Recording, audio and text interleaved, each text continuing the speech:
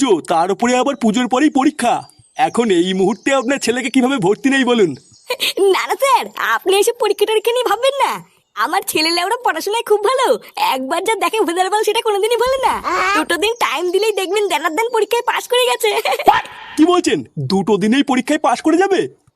হ্যাঁ স্যার, আমার ছেলের মাথায় খুব বুদ্ধি। লেওরা দেখবেন আপনাদের স্কুলের নাম উজ্জ্বল করবে। বাহ, এ তো ভালো কথা। তা বাবা, তোমার নাম কি?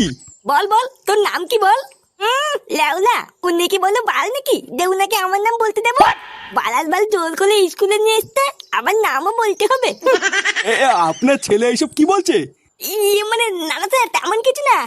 আসলে বাচ্চা মানুষ তো, তাই ওই আর কি। তাহলে ওই কথাই রইলো স্যার, কালকের থেকে ছেলেকে স্কুলে পাঠিয়ে দেবো, ঠিক আছে? আচ্ছা আচ্ছা, ঠিক আছে।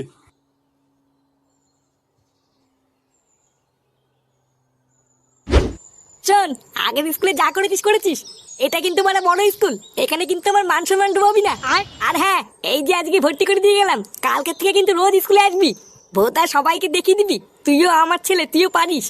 আর যদি স্কুলে কোনো গড়বড় করিস বা স্যার যদি বাড়ি গিয়ে নালিশ করে আসে, তাহলে গাছে উল্টো করে ঝুলিয়ে তো সেটা আমি কেমন ভাঙবো দেখিস। আর হ্যাঁ, আজ থেকে রোজ বাড়িতে মন দিয়ে পড়াশোনা করবি, তোকে ভালো নম্বর আনতে হবে। লেওরে এতদিন যদি আমি করতে পারি। মেহবুবা মেহবুবা। কিরে লেওরা, আমি কি বলতে তুই শুনতে পাচ্ছিস? শুনতি তো।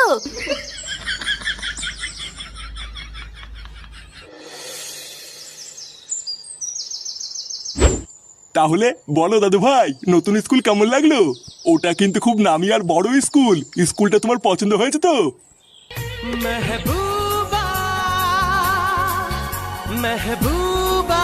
এই কি দাদু ভাই, চুপ করে আছো যে? স্কুলটা তোমার ভালো লাগেনি? না না দাদু, স্কুলটা আমার খুব ভালো লেগেছে। আমি তো এখন থেকে রোজ স্কুলে যাবো আর মন দিয়ে পড়াশোনাও করবো। এই তো আমার দাদু ভাইয়ের মতন কথা। এবার থেকে রোজ স্কুলে যাবা আর বাড়িতে রোজ মন দিয়ে পড়াশোনা করবা, ঠিক আছে? এই পাড়ায় সবাইকে দেখে দিতে হবে দাদু ভাই যে তুমিও পারো। আচ্ছা দাদু, ঠিক আছে।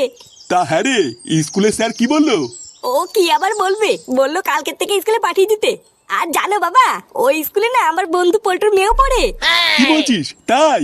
হ্যাঁ গো, তুমি দাঁড়াও, আমি এক্ষুনি ক্লাবে গিয়ে সবাইকে বলে আসছি।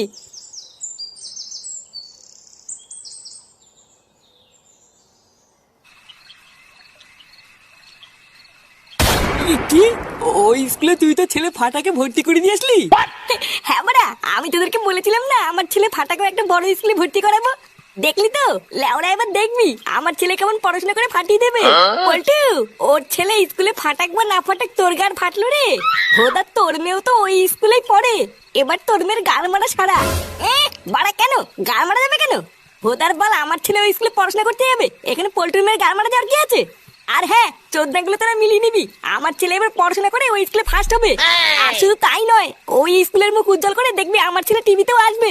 কি, তোর ছেলে ফাটা টিভিতে আসবে? কোন টিভি, আমাকে একটু দেখাস। কার মারানি দাঁত খেলাতিস তো খেলা, যেদিন টিভিতে আসবে না সেদিন দেখবি কেমন লাগে। দাঁড়া না, কালকে থেকে একবার আমার ছেলেকে স্কুলে যেতে দে, তারপরে দেখবি আমার ছেলের নাম কেমন ছড়িয়ে পড়ে।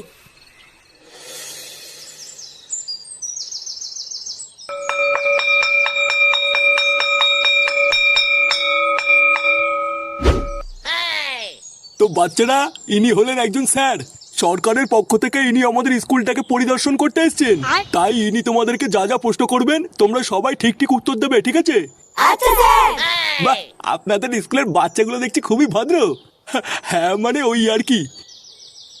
এই যে পিছনে বসে আছে হলুদ গেঞ্জি। মানে আমি স্যার?